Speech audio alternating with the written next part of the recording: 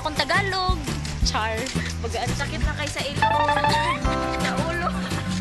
Kanang kapoy na kayo magpangita og word bitaw. Pero lisod kayo, magbisaya ka, tapos magtagalog na po. Tagalog na lang siya. Hago. Mas nakatod sila. Dapat pinapakain ng mga ganyang friends. Kilalablab ka, hindi ka pinapahirapan. Oo nga. Kami Kami nahihirapan. Ha? That's what friends are for. And libre mo kaming McDo.